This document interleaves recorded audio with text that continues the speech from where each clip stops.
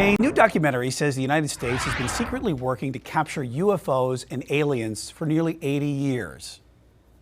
The American people are ready to receive the truth.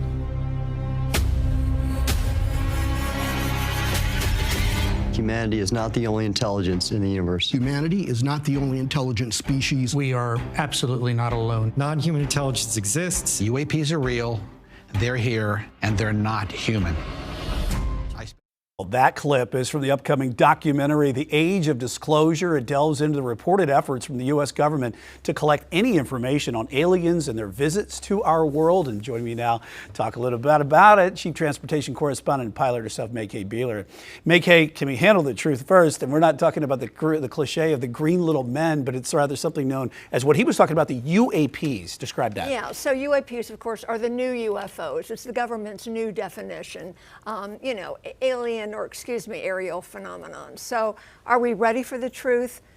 When you look at the condition of the world today, I don't know. It's hard for us to handle what's going on in politics. Might be another good distraction for everything. It might be a great, too, right? There is to rally everyone. Yeah, and Brian, there's an appetite for answers. 1.6 million people watched that trailer, and the documentary will be available soon, and a lot of information in there that we'll be watching. So this new documentary, which talks to the various high-ranking officials, including you have the former director of national intelligence, James Clapper, who was under President Obama, and he says the government has taken a lot of out-of-date approach here to disclosing the information about the UAPs. Well, there are claims from 34 senior U.S. officials who say, they swear, they claim that the government has covered up non-human intelligence, aliens, for 80 years.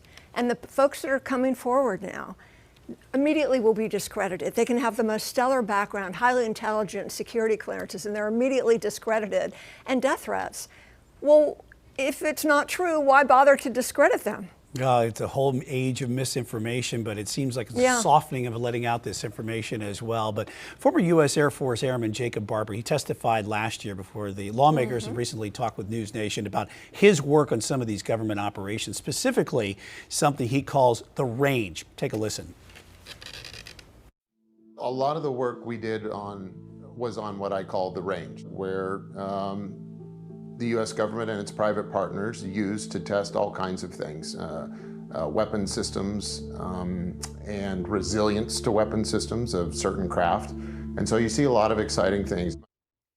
We have people like Barber and other officials who say the stigma around aliens and UFOs, that could be a national security threat because Americans, they're not prepared for these developments, and that could change the course of humanity right now. Right, and he has seen things that hard for us to understand. Actually transporting UAPs or UFOs, what did he see?